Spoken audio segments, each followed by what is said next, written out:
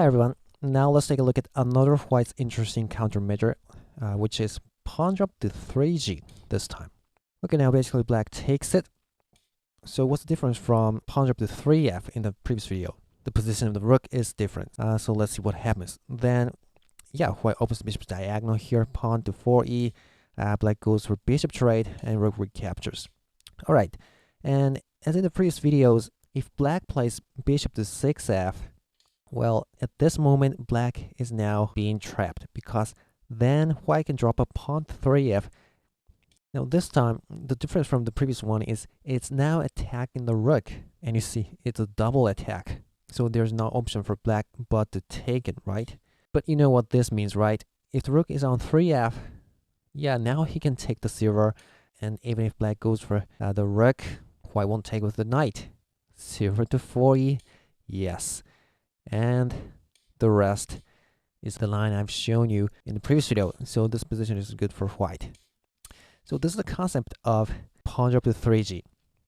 So after your rook is on 3g, actually you can't drop this bishop to 6f here. Oh, by the way, if you're playing white, be careful not to mix up the moving order. What I mean is, if you carelessly take the silver first, and if black takes a rook, well, dropping a pawn now on 3f is not going to work. If he takes it, yeah, it's the same thing, but black won't take it here. He'll take the silver, white takes the rook, but knight recaptures, pawn promotion, silver recaptures. Well, it's a very violent and difficult variation, but actually this line is said to be a little bit good for black. This silver drop is pretty powerful, but black can just take it. Rook promotes, but silver drop. For example, gold drop on 5a. Rook runs, pawn drop. You can't take it, so gold attacks drag. Dragon sack and pawn promotion. Or 3e. Silver runs. Bishop drop. Well, this is only an example, so not necessarily this only this line, but it said this position is a little bit good for black. I'm not sure.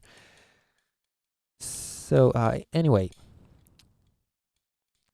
if you're playing white, don't mix up the moving order. If bishop drop the pawn now, okay? So anyway, after black dropped this bishop to 6f, he's going to be in trouble, right? So in pawn drop to 3g variation, black doesn't drop his bishop now.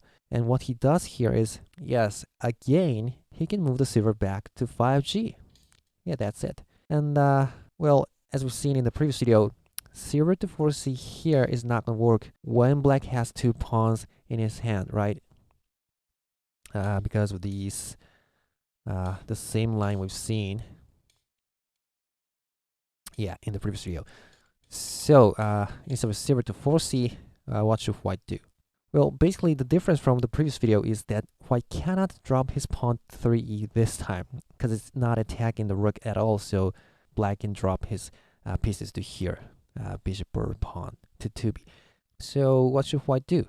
Well, this time, the position of the rook is 3g.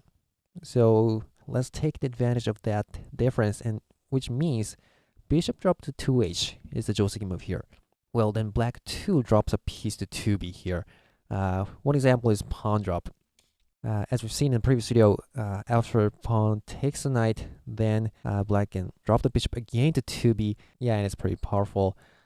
But let's take a look at bishop to 2b here.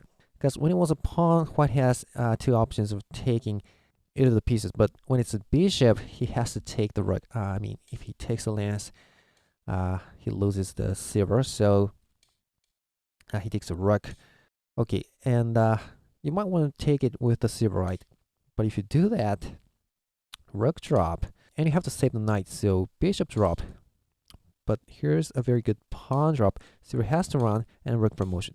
So it's going to be a disaster for black, actually. So although you might want to take it with the silver, you should take it with the knight. Well, what about this pawn drop? Well, then you take the lance. Oh, probably rook drop to 2g is also interesting. Maybe it goes like that. But let's only see pawn promotion here. Pawn promotion, silver takes it. Rook drop, and you lose the lance. And now what? Well, a good move here is lance sharp to 3i, and it's said to be good for black. You see, white doesn't have a pawn, so this is pretty good. Well, taking the knight is actually a little bit dangerous because silver can go back, opening the rook's attack, and yeah, you can drop a lance. But oh, if he drops a lance, actually you can take the lance again. So before that, let's move the horse to a very nice diagonal, and then let's take it. And you see, you can drop the lance again, right? So very good dangling pawn. And you see, this structure is very solid. It's lucky that you didn't move the gold up to 6h. Or you can even move the horse to here, going for the edge attack. Yeah, you have many pawns in hand. However, actually, I can drop a knight, and if you run, you can attack the lance and push this pawn later on. So pretty annoying. And if you try to take the knight, well, you don't have a lance anymore, so it's not so good for black. Even if you go for the edge attack, he has 2 lances, and it's pretty uncomfortable. So as I've said, you should not take the knight and drop the lance here, okay? And it's good for black. All right, so actually that's pretty much it for the main line of pawn drop to 3g variation. And I'd like to go back a little to here. Because if you look at this position, actually, you see another option, right? Instead of taking with the rook, you can take it with either of the silvers, right? So why do we see that variation? Well, but it's not the main knight, so if you're not interested, you can just stop watching this video here. Okay, so first of all, taking with this silver is not a very good option. He can then attack the silver. So, you know, bishop trade, and he takes with the knight this time because the rook is blocked. So you have to save this silver, and he can keep attacking. So not a very good option. So if you want to take it with the silver, you should take it with silver backward. So that's it. Now, once you take it with the silver backward, white's move is interesting. He's going to just extend this pawn to 2e, and this is very good move. Now, one option is you move the silver back to 4f again, but now this means white has gained 1 move of this pawn push with the sacrifice of 1 pawn to black's hand. So actually, it will go into the same line after this. And you drop a bishop. But then, here comes a move that I haven't been showing you till now. Is this. He can drop a pawn at this instant. Well, this pawn drop was possible in all other variations in the previous videos. But I didn't do that because this move is too defensive, and basically it doesn't work pretty well. But here in this case, white has gained 1 move, and he has already made this pawn push. So he has a hope of promoting it to here. So it's not a very bad option to drop this pawn, which is a pretty defensive move. You want to stop the battle here.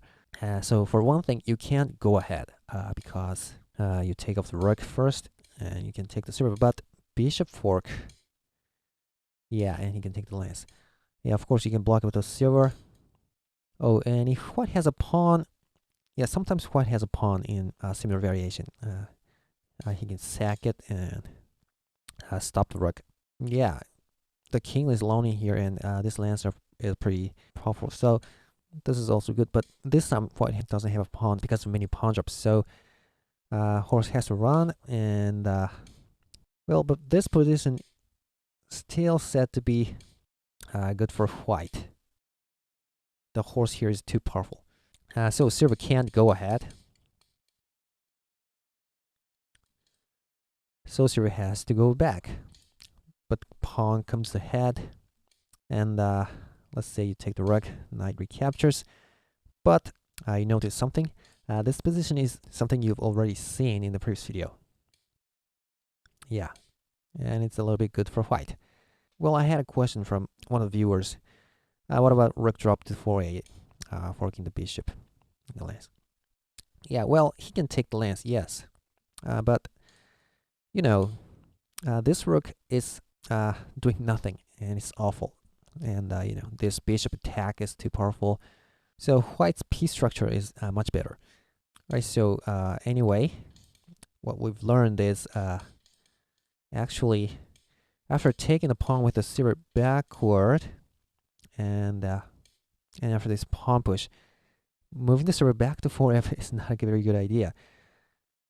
And so actually, the recommended moves are one is silver to 3f. This is a little bit better than 4f actually, but I'm not going to go into these variations too deeply. It's not so important. So I'm going to just show just an example, which is the most interesting violent of all. It goes like that. You can't take the silver yet, actually. And he ignores it. And you can't take the silver yet. He takes this one, promotion. And you sack this pawn, and the silver drop. And it's said to be a very difficult position. So that's one example. And other than moving the silver up to 3f, another option is pawn sack on 3e, and then you move the silver up to 3f. And I'm going to only show you the one example here again, because it's too complicated and not so important. So pawn drop, and rook takes it, and bishop attack. Okay, silver takes bishop rook trade, and he takes the silver. Bishop goes ahead, and you take the lance, but a very good pawn drop. Okay, horse attacks the rook, rook runs, horse attacks the rook. And, well, one option is he goes ahead like that. Pretty violent. Yep. Or he can also run again and keep running. And maybe he takes it now. So, anyway, it's pretty interesting. But, as you've seen earlier, after the pawn drop to 3g, no, not that one. Here, yeah, usually you can just take it with a rook. Okay, so that's all for this lesson, and in the next video we're going to see another white's countermeasure at this position, and it's not a pawn drop this time. We're going to take a look at bishop to 2b, saving the silver in the next video. Alright, so I hope you enjoyed the video. Take care, and we'll see you next time. Goodbye, everyone.